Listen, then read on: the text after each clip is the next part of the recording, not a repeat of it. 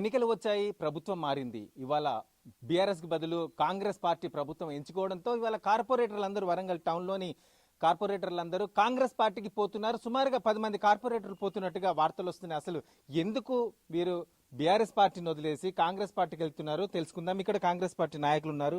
ఇవాళ మీ పార్టీలో సీఎం ఆధ్వర్యం లోపల సుమారుగా 10 మంది కార్పొరేటర్లు బీఆర్ఎస్ నుండి బీజేపీ నుండి మీ పార్టీకి వస్తున్నట్టుగా తెలిసింది. ఎందుకు మీ పార్టీకి ఎందుకు వస్తున్నారు?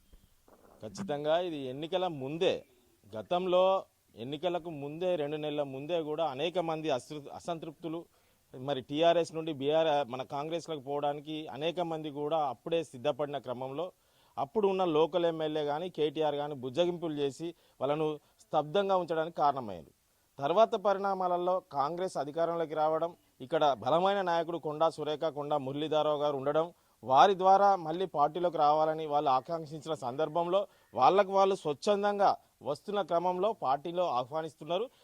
దానికి పశ్చిమ ఎమ్మెల్యే గారు కానీ తూర్పు ఎమ్మెల్యే గారు కానీ మిగతా కాంగ్రెస్ నాయకులు ఎవరైనా ఆహ్వానిస్తున్నారు. దాంట్లో తప్పేం లేదు కదా.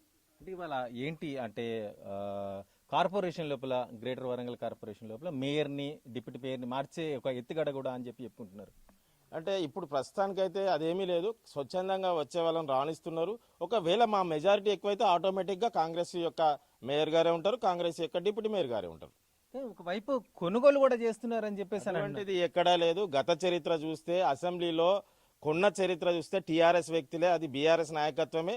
ఆ నాయకత్వం గతంలో కాంగ్రెస్ ఎమ్మెల్యేను గుంపుగా కొన్నటువంటి సందర్భం చూసినాం. ఈ రోజు వరకు కూడా ఇప్పటికి కూడా మరి మన అసెంబ్లీ అనుకోండి, అనేక కార్పొరేషన్లు అనుకోండి, అనేక మున్సిపాలిటీలు అనుకోండి, స్వచ్ఛందంగా రావడానికి మొత్తం నాయకులంతా సిద్ధపడి లైన్ కట్టుతున్నటువంటి సందర్భం ఇవాళ మనం వార్తలలో చూస్తున్నాం. ఏమి అబద్ధం కాదు, ఇది స్వచ్ఛందంగా వస్తున్నారు. ఈ చరిత్ర మనకు టీఆర్ఎస్ సంబంధించే స్పష్టంగా కనబడితే గతంలో జరిగింది, టీఆర్ఎస్ వాళ్ళు కొన్నారు అంతే తప్ప మన కాంగ్రెస్ వాళ్ళు ఎప్పుడు అమ్ముడు పోలేదు, ఎప్పుడు అమ్మకం జరపలేదు. దాంట్లో ఏ డౌట్ లేదు. ఇది ఒక లోక్సభ స్థానాలు చేజిక్కించుకోవడంలో కూడా ఒక ఎత్తుగడ అనుకోవచ్చా? అంత అవసరం లేదండి. లోక్సభ ఎన్నికలలో ఖచ్చితంగా కాంగ్రెస్ పార్టీ విజయం సాధించబోతున్నది. ఆటోమేటిక్గా మొన్న రాష్ట్రంలో చూశారు మీరు, తెలంగాణలో రేవంత్ రెడ్డి గారి ఆధ్వర్యంలో అద్భుతమైన మెజారిటీ తోటి అద్భుతమైనటువంటి ప్రగతి సాధించే క్రమంలో ప్రజాపాలన కొనసాగుతున్న ఈ క్రమంలో ఈరోజు ఉచితంగా బస్సులు ఎక్కుతున్నటువంటి మహిళలు గంపా గుత్తగా ఓట్లేయడానికి సిద్ధంగా ఉన్నారు. ఖచ్చితంగా కాంగ్రెస్ మరి ఇక్కడ అత్యధిక మెజారిటీ స్థానాల్లో గెలవబోతున్నది. రైట్. కాంగ్రెస్ మాత్రం తమ ధీమా తమ వ్యక్తం చేస్తున్నారు. వారంతట వాళ్ళు వస్తే ఎవరికైనా స్వాగతం చెప్తామని చెప్తా ఉన్నారు పరిస్థితి. అయితే మొత్తానికైతే ఎందుకు వెళ్తున్నారు ఏంటి అనేది మన బీఆర్ఎస్ పార్టీ నాయకులు ఉన్నారు, వారిని అడిగి తెలుసుకుందాం.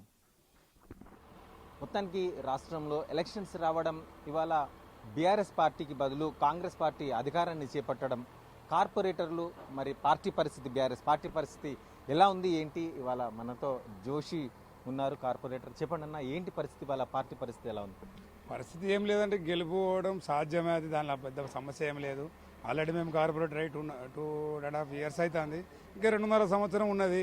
ఆల్రెడీ డెవలప్మెంట్ ఫండ్స్ అంతకుముందు పెట్టుకొని ఉన్నాం, అదే శాంక్షన్ అయి ఉన్నాయి కాబట్టి దాన్ని చేసుకుంటూ ఉంటాం. ఇంకా ఖచ్చితంగా మన గవర్నమెంట్ ఇప్పటికి ఉండాలి, లేకుంటే ఇంకొక పార్టీలో పోతాం, అట్లాంటి ఆలోచన ఎప్పుడు పెట్టుకోవద్దు. ఒక పార్టీని నమ్ముకున్నప్పుడు ఒక పార్టీతోనే ఉండాలి. ఇంకా టైం వచ్చినప్పుడు చూస్తూనే ఉంటాం, ఇంకా పబ్లిక్ కోసం మనం పని చేస్తూనే ఉండాలి. కానీ అట్లా ఎమ్మడే ఒక నెల కూడా కాలేదు నేను పార్టీ మారుస్తాం వేరే పార్టీకి పోతాం అంటే అది కరెక్ట్ కాదండి. ఉన్నాం పార్టీలో, ఆ పార్టీని నమ్ముకొని మనకు టికెట్ ఇచ్చింది, గెలిపించింది కాబట్టి పార్టీ పట్టుకొని ఉన్నాం, పార్టీలో పనిచేస్తున్నాం. కొంతమంది మేము వింటాను అంటే వేరే వాళ్ళు పోతున్నారా అని విన్నాం, కానీ నాకు తెలిసి అయితే తూర్పులో అయితే ఎవరు పోతలేరండి. అప్పటి ఇప్పటి వరకు దాదాపు 22 మంది కార్పొరేటర్ టీఆర్ఎస్ పార్టీలో ఉన్నారు. ఇప్పుడు కూడా వాళ్ళు నమ్ముకొని ఉన్నారు, పనిచేస్తూనే ఉన్నారు. ఏంటి అంటే మీకు గతంలో మీరు చేసిన నిధులు ఏమైనా రావాల్సిన పెండింగ్ ఉందా? వాటిని అడిగే ప్రయత్నం చేస్తే ఎలాంటి ఫలితం ఉంది? నిధులు శాంక్షన్ అయిన బాబతి కొబ్బరికాయ కొట్టినాం, వర్క్ నడిచింది. కానీ ఈ ప్రభుత్వం వచ్చినాక దాని టోటల్ వర్క్స్ స్టేట్ మొత్తం ఆపిండి వాళ్ళు. అంటే దాదాపు అందరు ఆపుతున్నారు.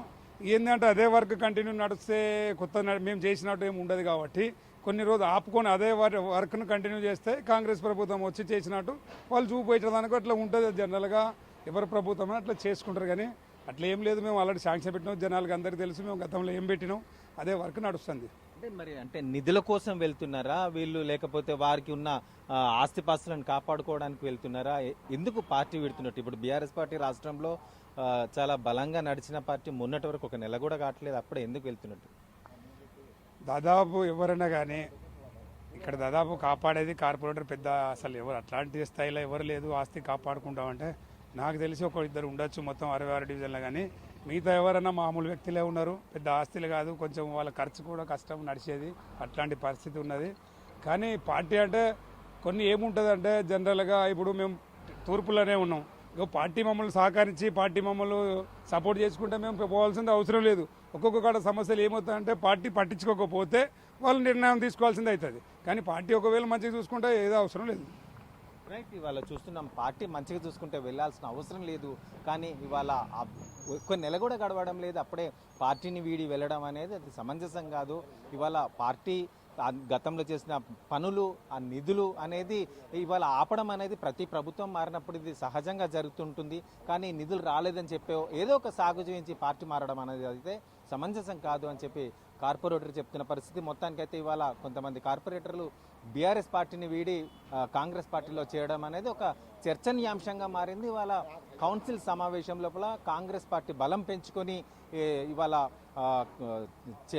అక్కడున్న మేయర్ని మార్చడం కోసమా, లేకపోతే డిప్యూటీ మేయర్ని మార్చడం కోసమా, లేకపోతే రాబోయే పార్లమెంట్ ఎన్నికల్లో బలం పెంచుకొని ఇవాళ పార్లమెంట్ సీట్లు సాధించుకునేందుకోసమా, మొత్తానికైతే ఒక రాజకీయ ఎత్తుగడైతే కొనసాగుతున్న పరిస్థితి. ప్రజలంతా కూడా దీన్ని తీక్షణంగా చూస్తున్నారు. ఏం జరుగుతుందనేది చూడాల్సిన పరిస్థితి. కెమెరామెన్ రాజుతో నరేంద్ర, RTV న్యూస్, వరంగల్.